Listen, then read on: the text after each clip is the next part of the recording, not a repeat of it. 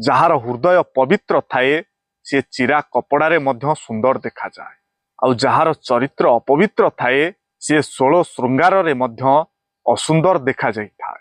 ବନ୍ଧୁତା ସବୁବେଳେ କୃଷ୍ଣ ଆଉ ସୁଦାମାଙ୍କ ଭଳି ହେବା ଦରକାର। ତାଙ୍କ ବନ୍ଧୁତାରେ ନା କିଛି ସ୍ୱାର୍ଥ ଥିଲା, ନା କିଛି ସର୍ତ୍ତ, ଆଉ ନା ଥିଲା କିଛି ପାଇବାର ଆଶା। କେବଳ ଥିଲା ନିସ୍ୱାର୍ଥପର ଭଲ ପାଇବା, ଯେଉଁଥିପାଇଁ ତାଙ୍କ ସମ୍ପର୍କ ଯୁଗ ଯୁଗ ପାଇଁ ଲିପିବଦ୍ଧ ହୋଇ ରହିଗଲା। ଲୋକେ ଯେତେବେଳେ ମୂର୍ଖ ଥିଲେ, ପାଠଶାଠ ଜଣା ନଥିଲା, ସେତେବେଳେ ପରିବାର ଏକାଠି ଥିଲା। ଆଜି ଭଙ୍ଗା ପରିବାର ଭିତରେ ଦେଖିବାକୁ ପଢ଼ାଶୁଣା ଆଉ ଶିକ୍ଷିତ ଲୋକ ଅଧିକ।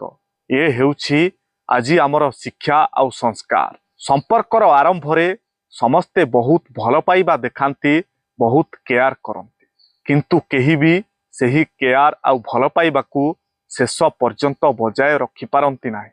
ଏ ସମାଜରେ ସ୍ୱାଭିମାନ ସହିତ ବଞ୍ଚିବା ସତରେ ବହୁତ କଷ୍ଟକର, କିନ୍ତୁ ସେହି କଷ୍ଟକର ସ୍ୱାଭିମାନ ହିଁ ଦିନେ ଆପଣଙ୍କୁ ଆଗକୁ ବଢ଼ିବା ପାଇଁ ନିଶ୍ଚୟ ସାହାଯ୍ୟ କରିବ। ବାହାର ଦୁନିଆ ଯାହା ଦିଶୁଛି ତାହା ଜୀବନ ନୁହେଁ।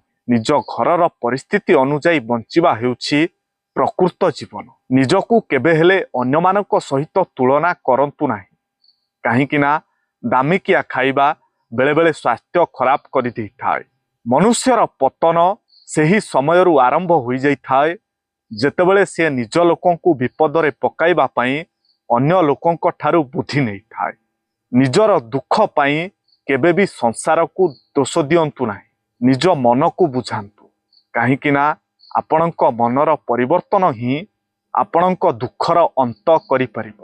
କର୍ମ କୁହେ କେବେ ହେଲେ ଅନ୍ୟକୁ ନିଜ କଥା ମନେ ପକାଇବାକୁ ଚେଷ୍ଟା କରିବ ନାହିଁ। ସମୟ ଆସିଲେ ତୁମର ଶୂନ୍ୟତାକୁ ସେ ତା ଜୀବନରେ ଅନୁଭବ ନିଶ୍ଚୟ କରିପାରିବ। ତେବେ ଏହି ଭିଡ଼ିଓଟି ଆପଣଙ୍କୁ କିପରି ଲାଗିଲା କମେଣ୍ଟରେ ଆପଣଙ୍କର ମୂଲ୍ୟବାନ ମତାମତ ଦେବାକୁ ଜମାରୁ ଭୁଲନ୍ତୁ ନାହିଁ। ଆଉ ଯଦି ଭିଡ଼ିଓଟି ଆପଣଙ୍କୁ ଭଲ ଲାଗିଥାଏ ତାହେଲେ ନିଶ୍ଚୟ ଗୋଟିଏ ସେୟାର କରନ୍ତୁ। ସାଙ୍ଗମାନେ, ସ୍ତ୍ରୀକୁ ନିଜର କରିବା ପରେ ପୁରୁଷଙ୍କର ସ୍ତ୍ରୀ ପ୍ରତି ଥିବା ଆଗ୍ରହ ଧୀରେ ଧୀରେ କମି ଯାଇଥାଏ, କିନ୍ତୁ ପୁରୁଷକୁ ନିଜର କରିବା ପରେ ସ୍ତ୍ରୀ କେବେ ତାଙ୍କୁ ଛାଡ଼ି ରହିପାରନ୍ତି ନାହିଁ। ମନେ ରଖନ୍ତୁ, ଭାଗ୍ୟବାନ ହୋଇଥାଏ ସେହି ପୁରୁଷ ଯାହାକୁ ପ୍ରେମ କରୁଥିବା ସ୍ତ୍ରୀଟିଏ ମିଳିଥାଏ, ଆଉ ଭାଗ୍ୟଶାଳୀ ହୋଇଥାଏ ସେହି ସ୍ତ୍ରୀ ଯିଏକି ପୁରୁଷର ଅନ୍ତିମ ପ୍ରେମିକା ହୋଇଥାଏ। କ'ଣ ସାଙ୍ଗମାନେ ଠିକ୍ ତ? କମେଣ୍ଟରେ ଆପଣଙ୍କ ଉତ୍ତର ଲେଖିବା ପାଇଁ ଅନୁରୋଧ। ଆଉ ଯଦି ଭିଡ଼ିଓଟି ଆପଣଙ୍କୁ ଭଲ ଲାଗିଥାଏ ତାହେଲେ ନିଶ୍ଚୟ ଗୋଟିଏ ସେୟାର କରିବେ।